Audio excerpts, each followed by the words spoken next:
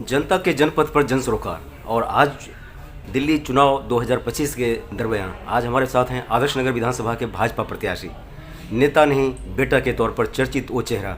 BJP ने काफ़ी रायशुमारी के बाद उतारा है एक ऐसा प्रत्याशी जिन्हें कहा जाता है रोल मॉडल। क्षेत्र भी आदर्श नगर और प्रत्याशी भी आदर्श। तो आइए चलिए हम बात करते हैं क्या कहते हैं भाटिया जी, कौन कौन से मुद्दे हैं जिनके आधार पर अपनी ठोक रहे हैं दावेदारी। जीतेगा कमल और अटल विकास के साथ आदर्श नगर विधानसभा। जी, सबसे पहले तो आपके चैनल के माध्यम से मैं अपने साथी कार्यकर्ताओं का और आदर्श नगर की जनता का आभार व्यक्त करना चाहता हूं, जिनकी अनेक प्रार्थनाओं और दुआओं के बलबूते पर पार्टी ने मेरे पे दोबारा भरोसा जतलाया।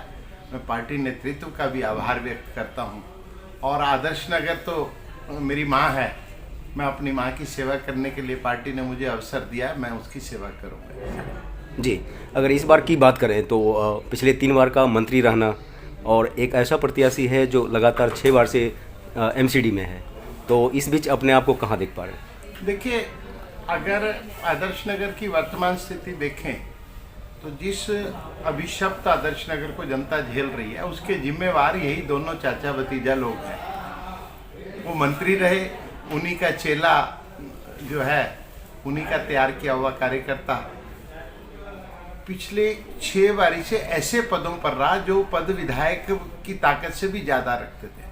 अगर उन्होंने कुछ किया ही होता तो आज आदर्श नगर की इतनी बदहाली नहीं होती। मुझे तो बहुत अफसोस होता है कि आदमी राजनीति में शीर्ष सत्ता पर बैठकर भी अपने लोगों की चिंता नहीं करता, गैर संवेदनशीलों के अपने क्षेत्र की बात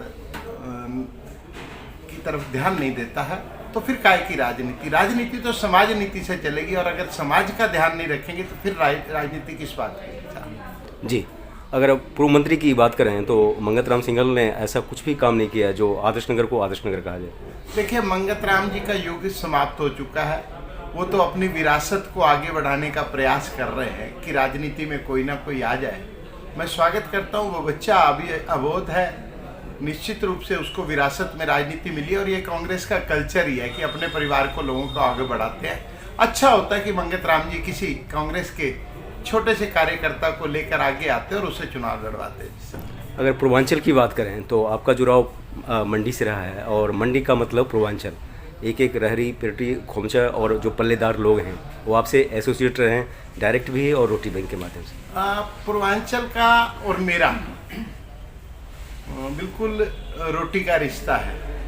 पूर्वांचल के साथी बिहार, उत्तर प्रदेश, मध्य प्रदेश, जहाँ से भी आते हैं वो यहाँ आकर मेहनत मजदूरी करते हैं और अपने कंधे पर बोझा ढोते हैं। वो बोझा ढोते हैं तो मेरे घर की रोटी चलती है, क्योंकि मंडी में मेरा कारोबार है जी। अगर पूर्वांचल के लोग ना हो, आज सब धीरे धीरे तरक्की कर रहे हैं, लेकिन मैं सोचता हूँ कि हमारी रोटी का अगर सबसे बड़ा कोई जरिया है तो पूर्वांचल के लोग हैं। उन्होंने किस कदर रात दिन जाग कर वो किस कदर मंडी की सेवा करते हैं, और मंडी में ज़्यादातर लोग, लगभग 90% लोग जो काम कर रहे हैं वो पूर्वांचल के हैं। और दूसरी बात, पूर्वांचल में एक शब्द की बड़ी वैल्यू होती है, पाग।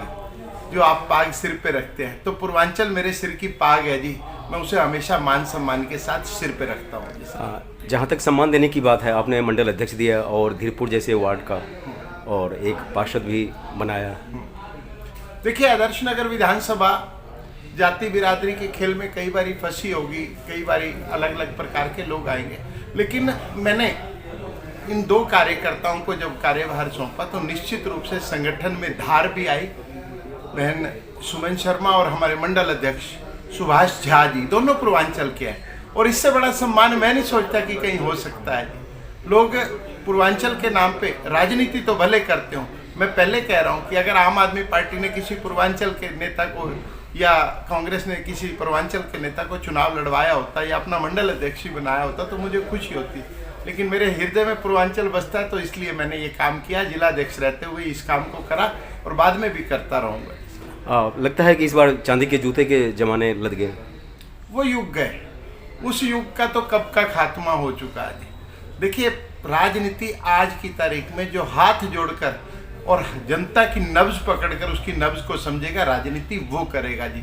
चांदी का जूते वाले लोग चले गए, और चांदी का जूता चलता ही होता तो फिर आदरणीय जो हमारे प्रत्याशी हैं मुकेश गोयल जी आम आदमी पार्टी के, उन्हें बार बार वार्ड बदलने की जरूरत नहीं पड़ती, क्योंकि चांदी का जूता हो, चांदी का सिक्का हो, समय रहते पुराना हो जाता है और फिर जगह बदलनी पड़ती है। लेकिन ये मानते हैं कि 2100 का जमाना तो है।